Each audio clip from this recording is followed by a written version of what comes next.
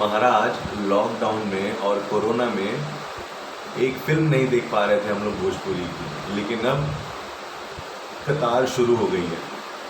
बहुत अच्छा लग रहा है देख करके। सिनेमा घरों में भीड़ जुट रही है, फिल्में ब्लॉकबस्टर जा रही हैं। हमारे भोजपुरी सिनेमा के सुपरस्टार हैं खेसारी लाल यादव जी, जिनकी फिल्म चोरी चोरी चुपके चुपके रिलीज़ हुई, बम्पर ओपनिंग।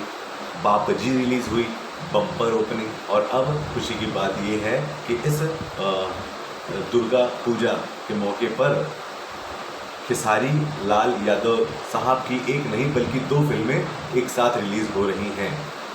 जी हाँ, एक फिल्म है लिट्टी चोखा और दूसरी फिल्म का नाम है प्यार किया तो निभाना।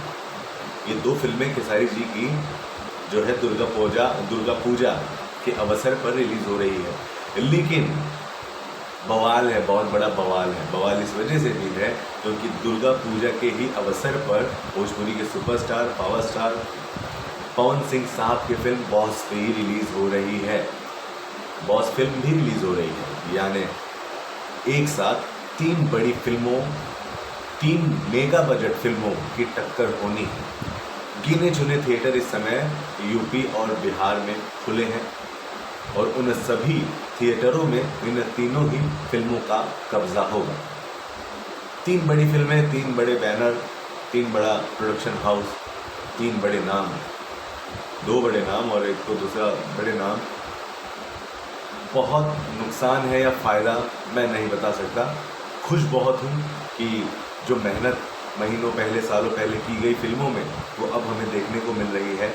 चिंता इस बात की कि कहीं इनके बॉक्स ऑफिस कलेक्शन पर कोई नुकसान ना हो जाए, या करोड़ों रुपया लगाने के बाद अगर प्रोड्यूसर्स ने सोचा है कि हम फिल्में रिलीज़ करेंगे ही तो कुछ तो सोचा ही होगा। लेकिन सच्चाई ये है कि 3 मेगा बजट की फिल्मों का टकराव एक ही दिन बॉक्स ऑफिस पर होने वाला है।